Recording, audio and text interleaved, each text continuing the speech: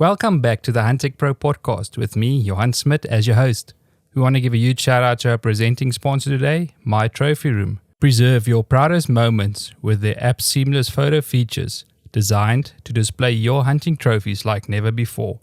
Download My Trophy Room for Google Play or Apple App Store. Subscribe on YouTube and follow us on social media under Huntech Pro. Whether you're a seasoned hunter, an inspiring outdoor enthusiast, or someone who simply loves the thrill of adventure, you're in the right place.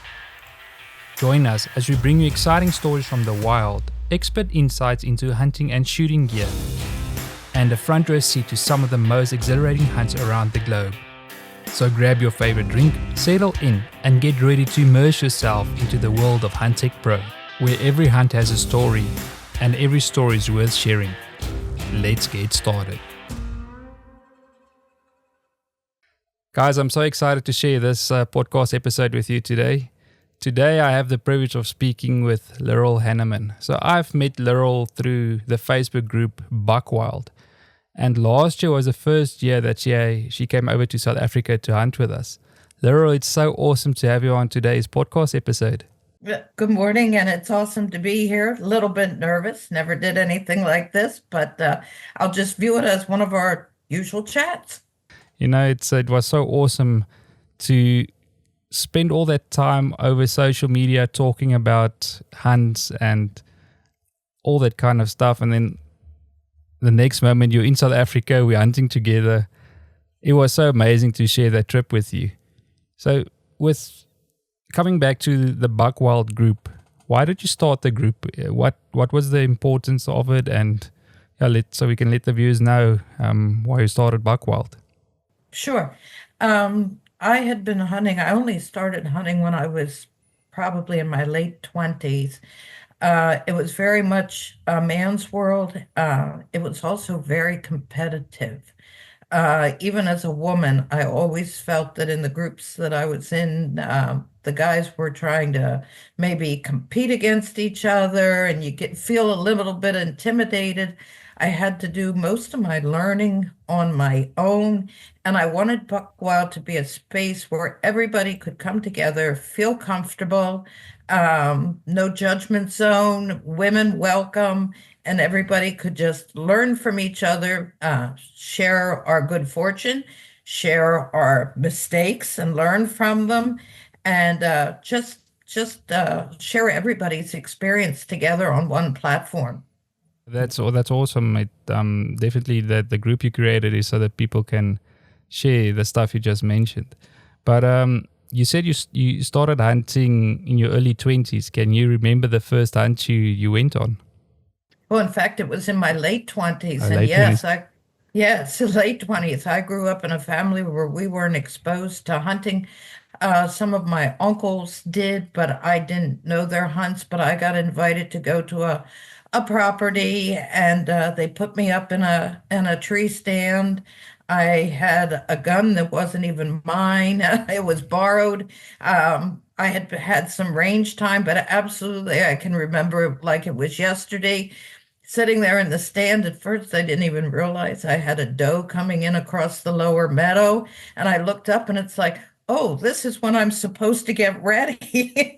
And I can remember pulling up on her and pulling the trigger, and that was all she wrote. It was amazing. It was I don't know how to explain it, but you can see it in your mind as if it was yesterday.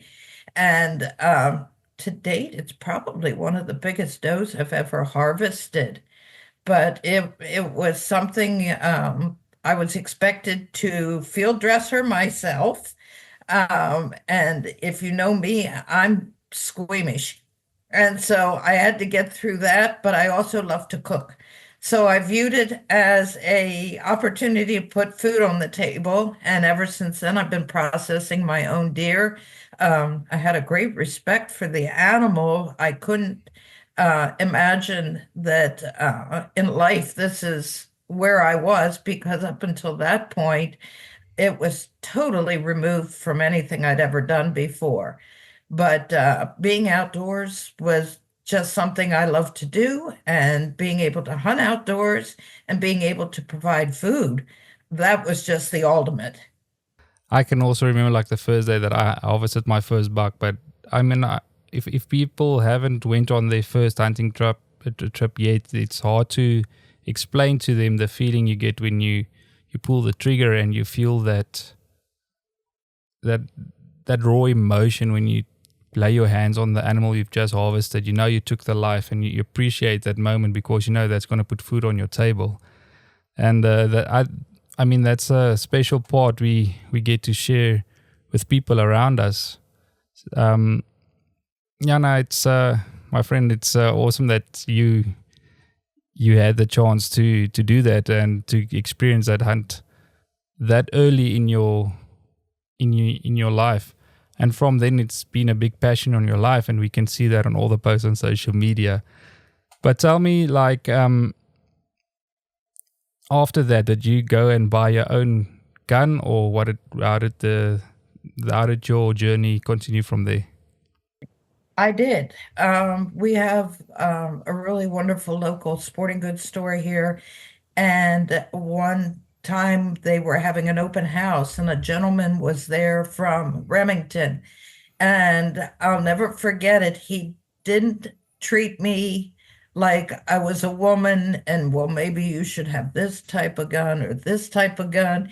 He looked at me like I was one of the boys, which in this field, that was a good thing. I thought, Yeah. aha. And he talked to me about the different things that were available, the different calibers that might work. And it was a 270 bolt action. And I said to him, well, being the first gun and with the job I had at the time, how are we going to make this happen? He said, well, you can lay it away. And I made my faithful payments every week. I was in that sporting goods store making my payments until it was mine. And to this day, I still have that 270, and it is my favorite go-to piece. It's my whitetail gun, and put different stocks on it. But other than that, it just is a tack driver, and they'll probably bury me with it. Yeah, I think it has got that sentimental value as well, and that's why you cherish it so much.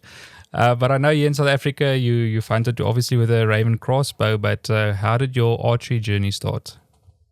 Oh, that was interesting. As my passion grew for being outdoors, I wanted to extend my season. I already hunted, we hunt flintlock, muzzleloader, and rifle season here in Pennsylvania. But that didn't give us the early season to hunt. And if you hunt archery, that gives you like a whole nother month in the beginning of other seasons. The problem is by this time, arthritis has taken its toll in my shoulders, and I thought I just can't pull a compound bow anymore. So I started to look into crossbows and started asking questions, and eventually came across, I guess it was a 10 point that basically was for kids. But that's where I started because it was the right length. It still had the knockdown power, and I took several deer with that first season out. I was blessed with a buck, and from then on, I've continued to hunt crossbow. And that's why when I went to South Africa and we started to talk, it's like, is there any chance that I could do some crossbow hunting? And you made that possible. No, I'm glad that we were able to make that happen. No, it's for me, it's always a great opportunity to go out bow hunting because it's a first form that I used when I started out hunting was bow hunting, and every bow hunt I go on is always special for me. But do you also get a different feeling when you're out crossbow hunting than when you're rifle hunting, or is it the same for you? It's a very different feeling. I can remember the first time I had a deer coming in, and it was going to be my first crossbow deer. And I realized, wow, this is up close and personal because you're no longer taking shots that might be 50, 100, 150 yards. This with a crossbow, I try to keep it within 20 to 30 yards if possible. It happens very quickly. You don't have the luxury that you have with distance shots of a rifle of maybe having more movement or adjustment time. It's just a very different feeling, and the emotion too with the shot is completely different. It's like I said, it's up close and personal. There's a very deep connection there. And sometimes when you shoot with rifle, it unfolds in front of you, but at a distance. With a crossbow, it unfolds right in front of you. And it's a very deep connection that you have with the animal at that time and just a whole flood of emotions. Don't get me wrong, any animal I hunt, I shake, I cry, I laugh. But with a crossbow, there's so much intensity involved, and it's just a very different experience. Yeah, no, I'm the same. I get so flushed with emotions just with normal hunting, but with a crossbow, it's even more intense. But what has changed since I became a professional hunter, I never knew that the buck fever will be the same. It's like I was pulling pulling the trigger. But Lyril, let's say we've got a young listener that wants to get involved with hunting, and let's say archery. What will your tips be for that young lady? One thing is with social media, there's so much out there that if you have questions that you can Google. The other thing I would say, if at all possible, find your local sporting club that you can get involved with because they're very co-ed now, that not so much when I first started, but they are very much now. There's people that'll be willing to offer their advice and instruct you and go to your local sporting goods shop and ask lots of questions, even before you buy your first bow. And most of those shops also have indoor ranges where you can actually try the different products before you purchase them. And after that, practice, practice, practice. And when you think you've had enough, practice some more. And even then, don't give up because you'll get out there and you will think you have it all together and everything is just perfect. And when that final moment comes, something just isn't right and you'll make mistakes. And that's just a part of it. You'll just keep learning and just keep having at it and enjoy it. Don't put too much pressure on yourself that it isn't enjoyable anymore. It has to be enjoyable to you. But and go to your sportsman shows. We're blessed here in our area that we have a huge outdoor show. And if you can get yourself to one of those, there's more than enough people willing to help you and coach you and give you good advice. Thank you for sharing those tips. You can hear that you're a seasoned hunter, and Lyril, thank you for sharing that with us. And so, yeah, no, it was August last year, right, that you came over to South Africa. Yes. So, well, I know we awarded you with the Sniper Award because all of your shots, you only took one arrow to kill your animals.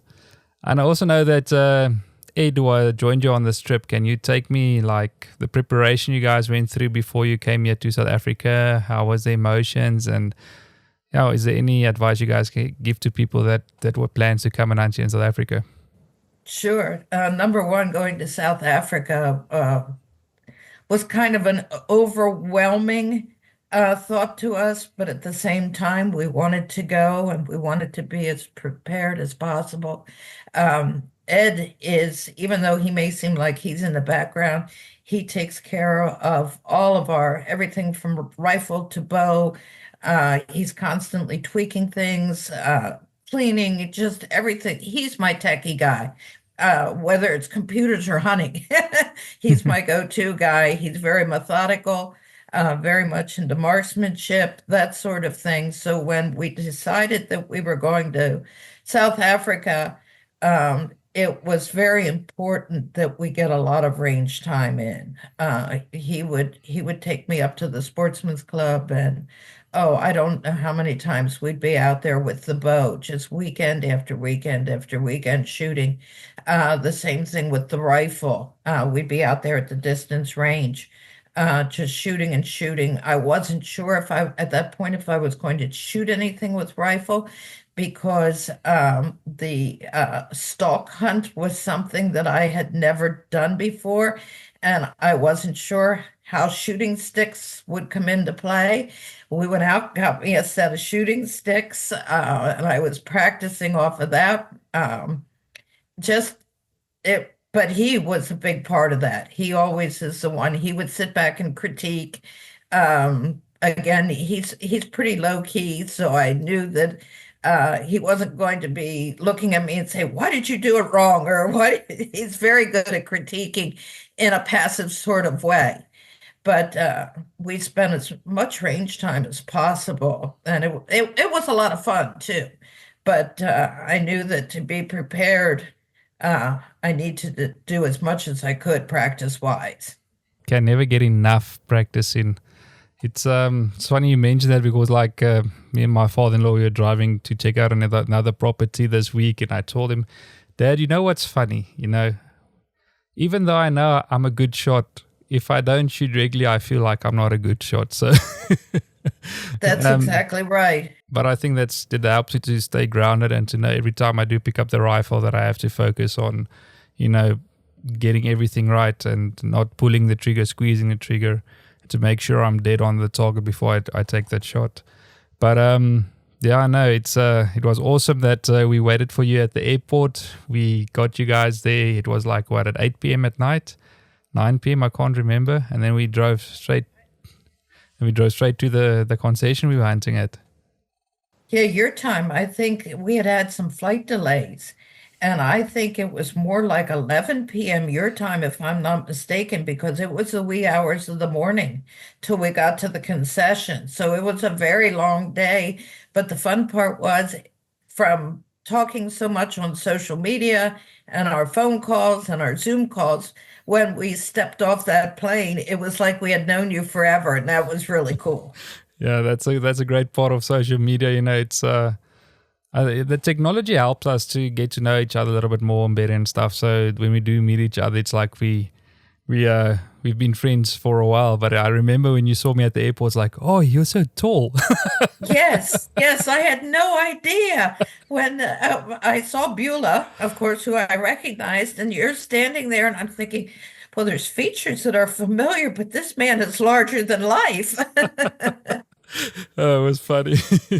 But yeah, no, it's I know you hunted with Beulah a lot on the hunt, and she played a big role. Tell me that how was the hunt with Beulah for you? Oh, that was amazing. The group that we were there with was primarily all men hunting in the field, which is a little bit intimidating. And you're also hunting in a different type of hunting that you're not familiar with. So to have Beulah there, was just priceless. She's very skilled as a guide. She's like me, conversation doesn't lag either. So I think we talked nonstop when we weren't focusing on animals. But she taught me a lot because hunting wild Africa game is different here in the US. For example, we aim behind the shoulder on a whitetail, where a lot of the animals in Africa, that shot is drilled primarily what we would consider the shoulder here in the US, but it's actually their bone structure is different.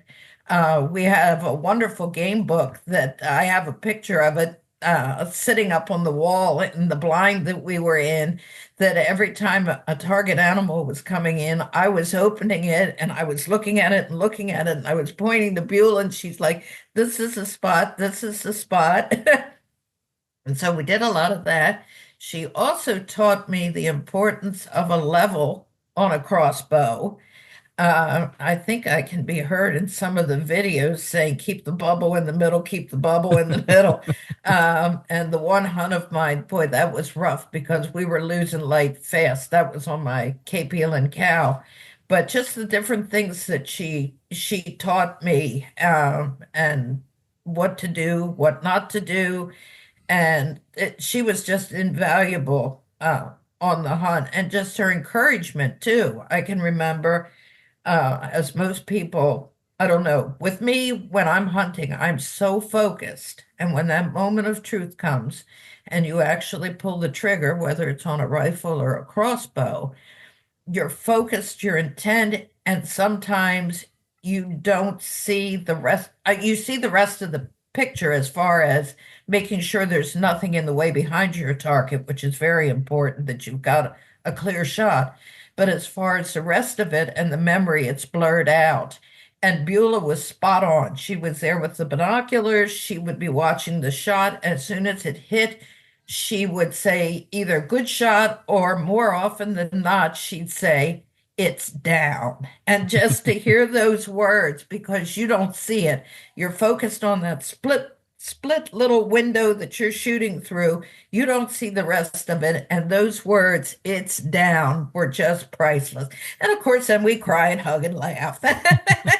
And that's awesome. I know Beulah's got a big passion for hunting, but that she was able to share that with you, and that I could hear that you appreciate it, means the world to her. I know she can't stop talking about your guys' hunt together. But tell me a little bit, like your first afternoon when you went to sit in the blind. I think your first animal was an impala. Run me through Yes. that hunt. Let's see. It was in the afternoon, and we had an impala come in, and it was in with some other animals. There were some young Cape buffalo. There were some, I'm trying to think, Nyala, which led me to decide that later I needed a Nyala. But it would go back and forth, from where we had a shot to where we didn't have a shot. And finally, the moment of truth presented itself. And so left loose with the bolt. And again, Beulah was right there. And I thought it ran an eternity. I didn't realize that it hadn't gone that far, and Beulah already knew it was down. So she called for the truck to come pick us up. And we had a tracker there, and he started following, and he's showing me everything. He's showing me, see where it ran here, see where it ran. Oh, look, it ran here. My nose is to the ground with him as he's tracking. And all of a sudden, I look up. We had practically walked up on it because I was so intent on tracking. And I just was a mess and fell to my knees, and Beulah's laughing. And I looked at her and I looked at the tracker and I said, you knew this animal was here the whole time, didn't you? And Beulah was like, yes. Yeah, and we got But all of that on camera as well, so that's super cool. yeah, yeah, it is. I mean, don't get me wrong. These guys are amazing trackers. They really are. But the fact that the two of them had communicated back and forth and knew already where this animal was, and they were just waiting to see my reaction. But it was a wonderful hunt. And just the fact of that first animal down, it instills in you some confidence too to go out, for the next one. But as I said, we had so many animals coming in that day, and you have to wait for that right one, and then you have to wait for that right shot, and just the flood of emotion and the excitement. But it is so worth it. I can't even describe it. People have to go and experience it for themselves. Oh yeah, no, definitely. It's once you've hunted here in Africa, that's something you'll understand. Like people always have a idea in their mind. Okay, I just want to shoot this and that animal, and if you can remember correctly from our Zoom calls, they'll be prepared to change your list because it can change pretty quickly. And that's what led to your second animal. That was your Nyala bull. Yes, yes. Oh, they're beautiful animals. And I believe you're the one that told me the legend about the way they're marked on their face, the fact that they were blessed by God, and you'll see the mark across the brow, and you'll see the mark on the sides where the fingers touched. And such a beautiful story, but such a beautiful animal as well. And might I add, such a tasty animal. That was the one thing that I loved about this is the fact that we got to taste game from all the animals we harvested. So it's not just out there for the sake of shooting. I mean, it's these animals are utilized, but this Nyala bull came in. At that time, a black Impala was also coming in, and it was like, oh, I like that too. And Beulah was very kind. Well, if you want the black Impala, but are we here to hunt Nyala? And it's like, yeah, we are.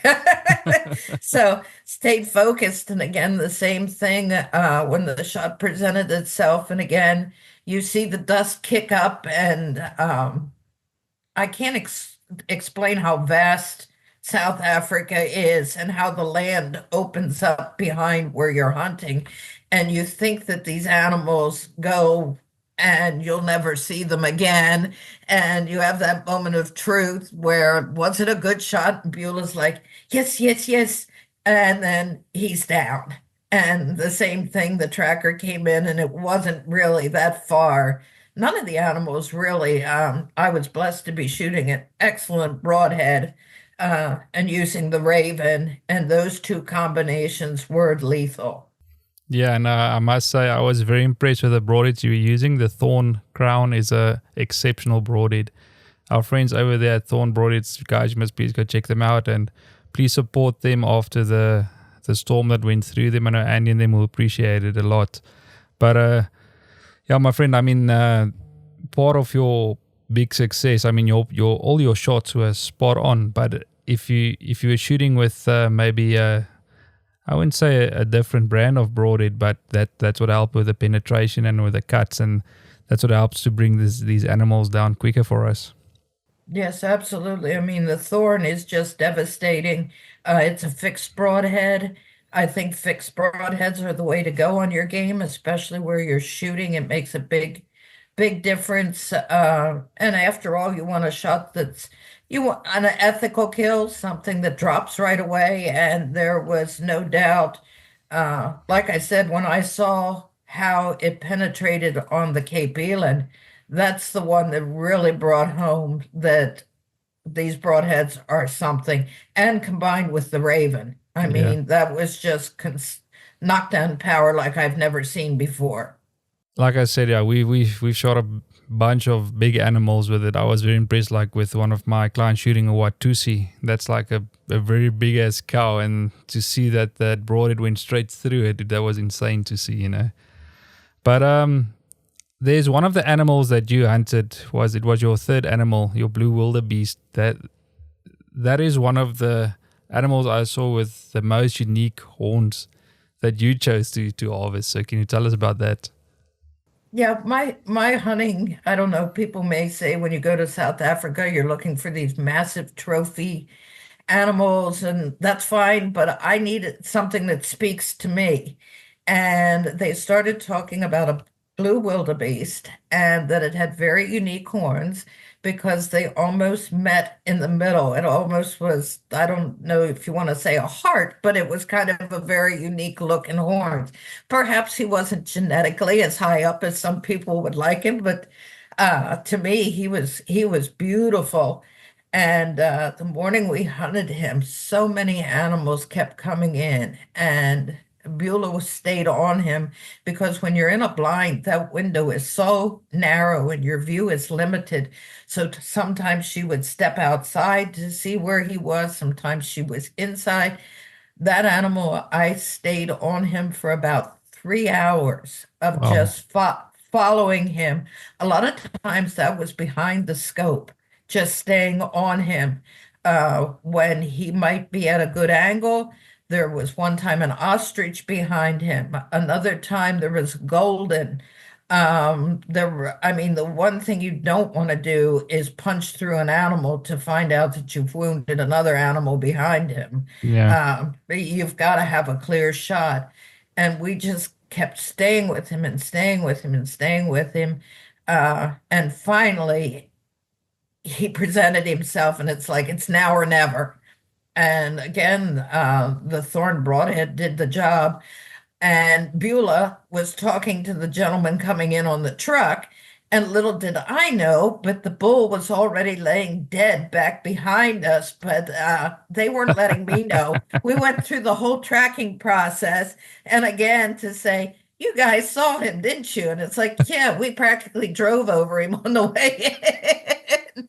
But it all adds to it and makes for a great experience. But he also had a very unique face, and that he had a lot of gold on his face, which was a very unique look. As I page back through and look at other blues, he was definitely a blue, but he had those unique markings. And to me, that was the animal I wanted to take. And he was also very tasty. With the blue with the unique coloring, I think he would have been had the split genes. So his dad might have been a golden, or his mom might have been being golden, and the other way around. And but no, that's what I immediately realized from the animals you chose to hunt. You chose the unique animals with the unique horns, and your next animal was an eland cow and not a bull. Why did you decide to go for the cow? We had been in a particular hide, or as we call them in the US, blind, a couple of times, and two Cape Eland cows and a huge bull would come in. And we noticed that the one cow, she was definitely old. She had lost all the tassels on her tail. Some of her hide wasn't the nicest. She was big. She had beautiful horns. She just kind of hung back from the rest, and she was coming into the past her prime in her life, probably dry, not breeding anymore. And I looked at her and I said to Beulah, do they ever permit harvesting of cows? And she said, I know the cow you're talking about. Let me check. And so she got the permissions to hunt her. That was an intense one also, because we went up in the blind in the afternoon. Everything but the elands came in, and the sun's starting to sink. And when the light starts to go out in South Africa, it goes out fast. So we're sitting there. Beulah's looking out the side window, and she said, here they come. And I thought, will they ever make it in time? Once they came in, then there were other animals continually crisscrossing in front of us. Um, and the shots just weren't being presented. The thing I was worried about is I was losing light, that I could not see the level very well in the bow. Also, the reticles in the bow, you have to be able to see your crosshairs. It was just getting dimmer and dimmer. And finally, she presented herself, and I shot. And on an animal that big, watching the video, I now know it was a good shot. And Beulah watched, and she had the binoculars, and she said, she's down. And I'm like, you can't even see through those in this light. And she's like, no, no, no, no, I'm pretty sure. But the other thing that was intense was a hard boss Cape buffalo had been brought in that day. We already knew there was a posse of about three young ones. We called them the Tres Amigos because they were in front of the hide all day. So we figured he had teamed up with them. And when she called back, or no, she didn't even call back. We didn't have cell signal at that point in that blind. She couldn't call back, but she said, please don't get outside of the blind because he's out there somewhere. So the guys came up. They didn't even realize I had put down the eland. They were just coming to pick us up. And it was like, no, we need help. We have an eland, which is a whole nother process to load one. But the guys put the trucks up there, turned their headlights on, and said, just stay close because we know this hard boss is out there. And there's a reason they're called the Black Death. So we got our pictures, we got her loaded, and just as we were going out, here comes the hard boss with the three boys marching down that path. I mean, his eyes, you could see him glowing in the headlights, and it was just like Don't ever forget what terrain you're hunting when you're in South Africa, which just brought that aspect of it home. Because when you don't see that sort of thing, you kind of forget where you truly are. It's not like walking out in the Pennsylvania woods where there's really nothing out there that's going to get you. In South Africa, I think the saying is everything that's there wants to kill you. And and that was really brought home. But that was a very emotional hunt. And again, one shot and done. And even though she was old, past her prime, she was still beautiful. And Ed and I agree that one of our favorite meats in South Africa is eland. We had it for breakfast. They did it curried one time. We got to taste just the meat cooked over an open fire. I mean, it is excellent meat. It's just phenomenal. So that was a really cool hunt to me. And as far as conservation, letting an eland just natural progression where she would get older and older and predation would either get her or she would just pass. I felt like I'd done a really good thing.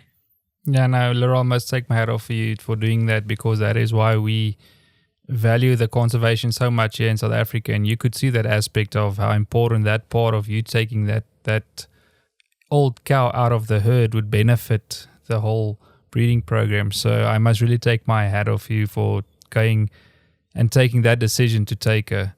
But your last hunt was a zebra hunt, and you didn't shoot it with your with a crossbow. You opted to go for a rifle. How did that go? Oh, that was interesting. I wanted to do the, let's see, zebra, as you say. And Beulah said, well, this one will probably do the spot and stalk. And I'm like, oh no, my worst fear is going to be realized. I had never done anything like that where you ride in the back of the, am I saying it right? Bucky? Yes. Yes. And you spot for them, and then you climb down out of the back. And then a young man was with us with the shooting sticks, Beulah on the binos, and me just tagging along. And the other part, we mentioned my arthritis. I have arthritis in my back. I've had surgery there. I've had a hip replaced. I've had a shoulder replaced. I'm like the bionic man. But the other thing is, it does not make you the most agile and graceful. And here we are climbing out of the back of this truck and going over this rocky ground. I'm stumbling along to keep up, and Beulah's watching this zebra go up over the hill, and kept watching, and kept setting up the sticks. The shot wasn't right. And finally, it's turning to go up the hill. And I thought, please, Lord, do not let this animal go up the mountain, because I am no longer built for an overland trek up a rocky hill. So it moved partway up the hill and was standing under a tree. And Beulah set up the sticks and said, do you have a shot? I said, no, I'm up too high. I said, I don't have a clear shot.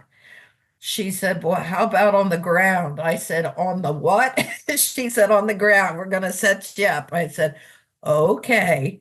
So quickly they set me up on the ground with the shooting sticks, one arm on the rifle, the other one, positioning. And I got on it, and she said, now you see there's limbs in the way. I said, yeah, I see that. So it was one of those. She said, just take your time. And one thing nice on zebras, they have the shoot me spot, which is the way their stripes are configured perfectly. They're on their shoulder. And she said, are you on that? I said, I'm on it. And just take your time. One thing there's no pressure.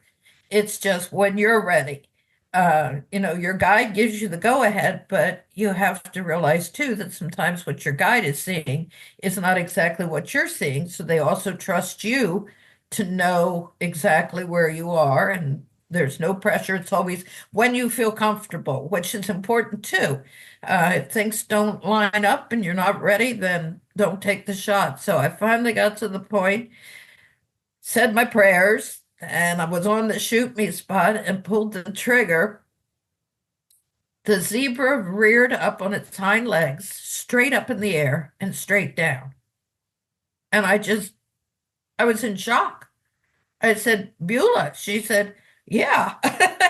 And Wow. the young man that was with us, I can't remember his name. He was like he was giving me a pat in the back and all that. We walked up and the bullet found its mark. All I could envision was that this shot and the zebra was going to go up over a hill and we were going to be chasing, and it just fell. And again, with the rifle and being able to do that spot and stalk, that was exhilarating. It was something I didn't imagine doing. I didn't think. Now, when I go back to Africa, I'm ready to do it again. So, uh, it's one of those things that's just incredible. No, you had a awesome safari last year with us, and I'm so glad you're able to share this now about your hunts and running us through what you experienced on it. So the next adventure we've got planned is in the end of July this year. Yes. So tell me, what are you expecting, and what do we have planned for you guys? Well, I got to say the first thing and put in a plug here for Huntech Pro, and that is I never envisioned going to Africa the first time, let alone going back. But when I got to know you guys for the services you offer and then the people that you are and how your passion and your ethics blend into what you offer, there's nobody else I'd rather hunt with. So for this trip over, well, if I can interject something funny, that is with Ed. He went as an observer on the first trip. Well, didn't really want to shoot anything. Now he had some things, a surgery that needed to correct a trigger finger, so all that played into it. But it was like, well, this is going to be a once and done trip to Africa. So the last day, I don't know where we were, but I said to him, I said, now, you didn't shoot anything. When we come back again, and I was just throwing that off the cuff, what would you like to shoot? And he looked at me and said, a sable. And I just looked at him. I said, so you're going to go back? Yeah, yeah, and shoot a sable. What had happened that day I shot the blue wildebeest, there was a sable coming in, and he saw him. Now, that wasn't even a mature sable, and his eyes were popping out of his head. So I can't wait to see him on a mature sable to see what that's all about. So Yeah, that's one of the things on our list, definitely to get Ed on an animal. I think it's going to be nice, even nicer this time because some of the anxiety, shall I say, uh, the not knowing is already taken out of the mix from being there once and from working with you guys. I know I can't have Beulah on every hunt this time like I did the last time. I have to share her. So that's okay. yeah, So I know you're a good guy to hunt with. And everybody that you always have as your guides they're awesome. But that's going to be one of the things that's exciting to see a different part maybe of South Africa at a different concession. And just like I said, this time I will hunt, but even to be able to sit back and observe is going to be fun for me too. And I know with Huntech Pro, you guys provide so much. The video aspect of it, if somebody has never hunted with someone that completely videos the entire hunt, that's just incredible. As I said, to go back now and some of the things that you guys have sent me, where you did a video called the impact shots, yeah. where I think two of my animals might be on that. I know the eland is for sure, and I'm not sure if there's another The animal, the Nyala. Nyala, yeah, the Nyala was there, and the Impala. And the impala. I Yeah, thought I recognized the raven bolt. And to be able to sit there and then watch how everything unfolded and then to see exact shot placement and everything that took place. I mean, I'll have that for a lifetime to be able to look at it and see. And that's just such a valuable thing that you provide all of your hunters. And for Ed to be able to experience that, or anybody that goes with us. I mean, it's just an integral part of who you are. Um, but it's nice too because you guys don't put any pressure. You bend over backwards to make everything happen for your hunters that can possibly happen. But it's a fun time too. If the hunters want to make it about competition, they can, but it's not like you guys put any pressure on us to have the competition. Even with being awarded the sharpshooter award, I didn't know that was coming or that that was anything that was even possible. So it's not like I was actively out there working to attain that. Um, so I just think it's going to be really exciting and to hopefully have people in our group that maybe have never been to South Africa before and now to get to see their reactions through their eyes, similar to what we had happen to us the first time we were there. It's gonna be grand. And also, I don't know if we're still doing it depending on the flooding and everything that took place, unfortunately, at the Nile Reservoir, but maybe the promise of some fishing on the end of things depends how that all works out, but that would be exciting too. Yeah, hopefully in the next month we'll know what's going on with the nail because I know South Africa had so much rain this past month and that caused a lot of floods in the areas. But hopefully they can recover. But otherwise, if that doesn't work out, we do have other options available for you guys for the fishing. So that's still part of the trip, and we can't wait to share that with you guys. It's going to be a good time. Yeah, no, definitely. No, Laura, I must say thank you very much for all the support you've been giving us, and it means a lot to hear these words coming from you. To know the journey that you've walked in the outdoor industry, and to hear what you think about Huntech Pro. I mean that speaks a lot. And to have you part of our team, the Huntech Pro staff team. That's why we ask you to be part of us, because we love your energy and your thoughts and everything that comes with the Buck Wild group. So can you tell me how you feel to be part of Huntech Pro? It's wonderful. When you had mentioned Buck Wild and how we got together, and that group, as I mentioned before, when I put it together, it's not a moneymaker for me. People say, "Oh, you're getting this in return and that in return." Now and then I get what you would call gifted some things, which I pass on to other people. That's my love, and to be a part of Huntech Pro and be able to yeah, pass on my passion to other people for Huntech Pro. When I promote things, I don't promote anything that I haven't experienced for myself and that I don't find to be quality. If I come across something and maybe not, then I don't promote it or don't promote it any longer. It has to be things that continually work for me that I know will work for other people. And Huntech Pro is one of those things. You're not a thing. You're so much more. Uh, you and Beulah and the services that you provide, and you're constantly striving for excellence, but you're very much people oriented also. The hunt has to be an experience. It's not just a hunt. Yeah. Uh, it's so much more than that. And even, for people, if they want to go along and they want to observe, or they just want to be a part of the South Africa experience, there's so much to be offered. But being field staff and being able to share that with other people, that's that's pretty special. Because as I said, if it wasn't for you guys, I wouldn't be there in the first place, and I definitely wouldn't be going back.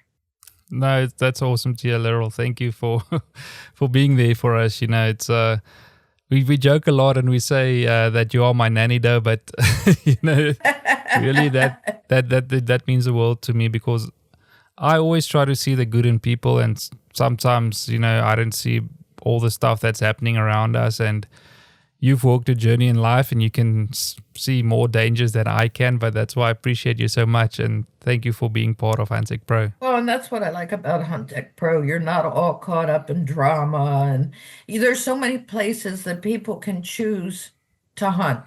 That's no lie. You can go on the internet and you get inundated and you don't know people. you really don't know their ethics or any of that. But with you guys, I found you. There's a reason why, or you found me, and there's a reason why. And you are consistent, and you are who you are. What people see on this podcast today, that's how you are. That's how I am. I'm a little bit goofy. But but when it comes to hunting, I do take it seriously, but I like to have fun too.